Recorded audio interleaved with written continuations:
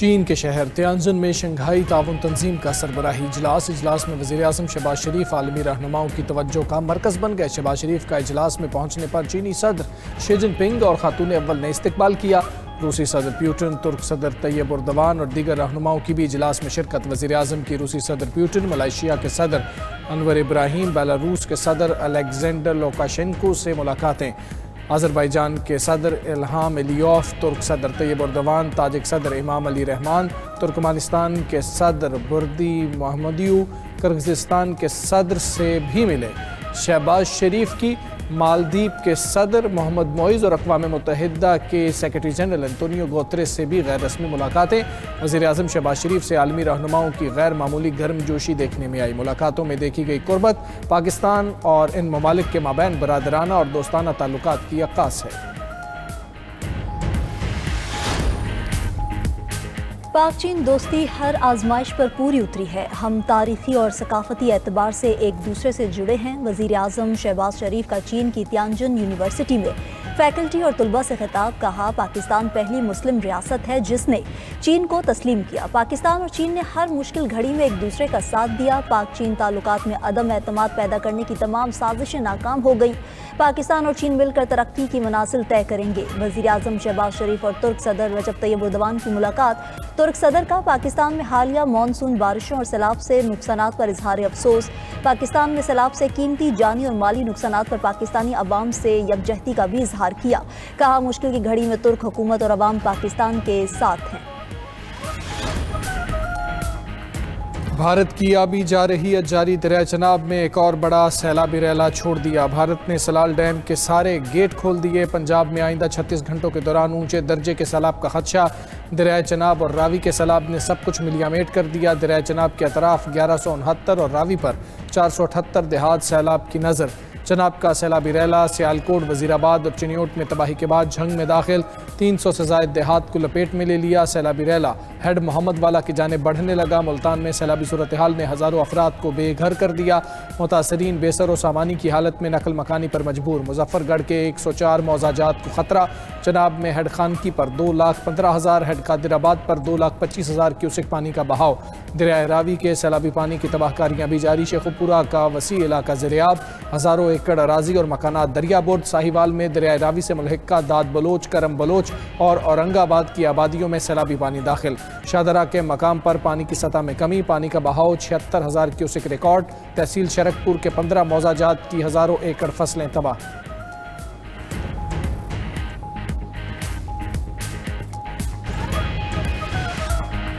پنجاب کے بپھرے دریاؤں نے ہر طرف تباہی مچا دی۔ سینکڑوں بستیاں اور آشیانے تباہی کا شکار، لاکھوں لوگوں کی نقل مکانی، فصلیں بھی سیلاب کی نظر۔ بھارتی آبی جارحیت کے بعد ستلج کے ریلے راستے میں آئی ہر شے بہا لے گئے۔ قصور میں درجنوں دیہات زیرآب، ہر طرف تباہی کے مناظر۔ ہیڈ گنڈا سنگھ بالا کے مقام پر پانی کا بہاؤ 2,60,000 کیوسک ریکارڈ۔ تلوار پوسٹ کا حفاظتی بند بھی ٹوٹنے کا خدشہ، 10 سے زائد دیہات خالی کرا لیے گئے۔ عارف والا کے 45 سے زائد دیہات سیلابی پانی کی زد میں، بارات بھی سیلابی پانی میں پھنس گئی۔ ریسکیو ٹیمز کی بروقت کارروائی، دلہا اور باراتی کشتیوں کے ذریعے محفوظ مقام پر منتقل۔ الہ آباد، پاک پتن، بورے والا، وہاڑی اور بہاول نگر کے کئی علاقوں میں بھی تباہی، دیہات اور فصلیں ڈوب گئیں۔ مزید کئی دیہات ڈوبنے کا خطرہ۔ چشتیاں میں درجنوں موضع جات کے بند ٹوٹ گئے۔ سیلابی پانی گھروں میں داخل، متاثرین کھلے آسمان تلے زندگی گزارنے پر مجبور۔ بہاولپور اور احمد پور شرقیہ میں بند ٹوٹنے سے کئی بستیاں اور فصلیں زیرآب۔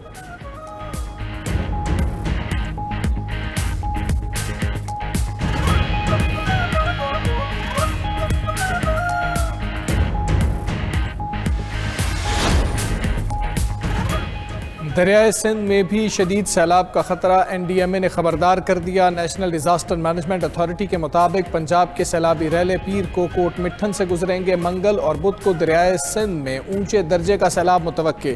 3 سے 4 ستمبر کو 9 لاکھ کیوسک تک سیلابی ریلے پنجند ہیڈ ورک سے گزریں گے۔ گڈو بیراج پر 5 سے 6 ستمبر کے دوران 8 لاکھ سے 11 لاکھ کیوسک بہاؤ متوقع۔ کچے کا پورا علاقہ ڈوبنے کا خدشہ۔ ادھر دریائے سندھ میں پانی کی سطح میں اضافہ، گھوٹکی میں کچے کے 100 سے زائد دیہات ڈوب گئے۔ قادرپور کے شینک بند پر پانی کا دباؤ برقرار۔ کچے میں خوف و ہراس، کوٹری بیراج پر پانی کی آمد 2,62,000 کیوسک ریکارڈ۔ دریا کے اطراف آبادیوں کو تاحال خالی نہ کرایا جا سکا۔ اسلام آباد میں موسلادھار بارش نے ہر طرف پانی ہی پانی کر دیا۔ مارگلا ہلز کے مقام تلہاڑ گاؤں میں طوفانی بارش کے بعد خوفناک سیلابی ریلے۔ اسلام آباد کے 4 نوجوان پھنس گئے، 3 کو نکال لیا گیا، 1 نوجوان پانی میں بہہ گیا، تلاش جاری۔ پشاور سمیت خیبر پختونخوا کے کئی علاقوں میں تیز بارش۔ پشاور کے بڈنی نالہ میں طغیانی سیلاب کا خطرہ۔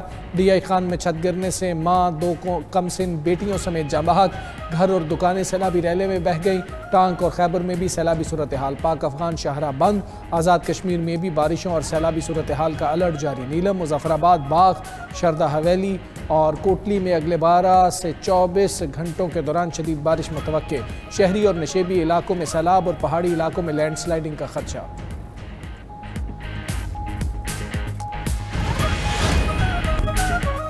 غزہ میں اسرائیلی فوج کے وحشیانہ حملے جاری۔ گزشتہ 24 گھنٹوں میں مزید 88 فلسطینی شہید، 421 زخمی ہو گئے۔ شہداء میں امداد کے منتظر 30 فلسطینی بھی شامل۔ قحط اور غذائی قلت سے مزید 7 فلسطینی جاں بحق۔ بھوک سے اب تک 339 فلسطینی موت کے منہ میں چلے گئے، جن میں 124 بچے بھی شامل۔ غزہ میں شہداء کی تعداد 63,371 ہو گئی، 1,59,935 زخمی ہو چکے۔ اسرائیلی فوج کا القسام بریگیڈز کے ترجمان ابو عبیدہ کو نشانہ بنانے کا دعویٰ۔ غزہ سٹی کو خطرناک جنگی زون قرار دے دیا۔ اقوام متحدہ کا کہنا ہے 10 لاکھ فلسطینیوں کی زندگیاں خطرے میں پڑ گئیں۔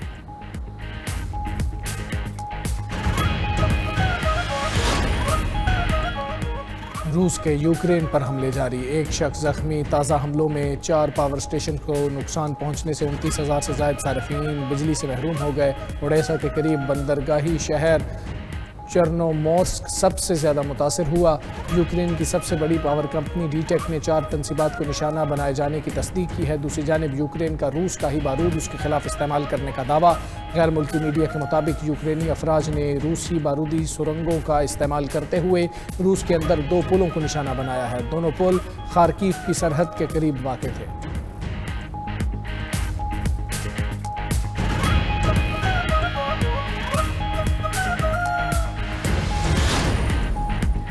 یورپی یونین کا جنگ بندی کے بعد بھی یوکرین کی حمایت جاری رکھنے کا اعلان۔ صدر یورپی کمیشن ارسلا وان ڈیر کا کہنا ہے کہ یورپی یونین یوکرین کی فوجی تربیت اور مالی امداد امن کے بعد بھی جاری رکھے گی۔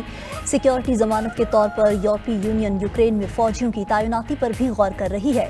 امریکی صدر امن چاہتے ہیں لیکن پیوٹن مذاکرات ٹیبل پر نہیں آ رہے۔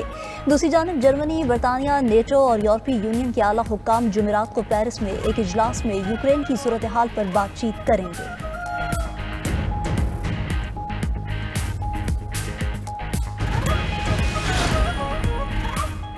انڈونیشیا میں عوامی احتجاج کے بعد صدر پرابو بیانتو نے اراکین پارلیمنٹ کی مراعات کم کرنے کا اعلان کر دیا۔ انڈونیشیا کے صدر نے ٹی وی خطاب میں کہا اراکین پارلیمنٹ کو پرتعیش مراعات دینے پر عوام کو شدید اعتراض ہے، اس لیے اراکین پارلیمنٹ کے لیے رہائشی الاؤنس اور بیرون ملک دورے معطل کیے جا رہے ہیں۔ خیال رہے کہ چند روز قبل ڈیلیوری رائڈر کی پولیس کی گاڑی کی ٹکر کے بعد موت نے پورے ملک میں احتجاج کو جنم دیا۔ مختلف شہروں میں لوٹ مار، آتش زدگی اور پرتشدد واقعات میں اب تک 3 افراد ہلاک ہو چکے ہیں۔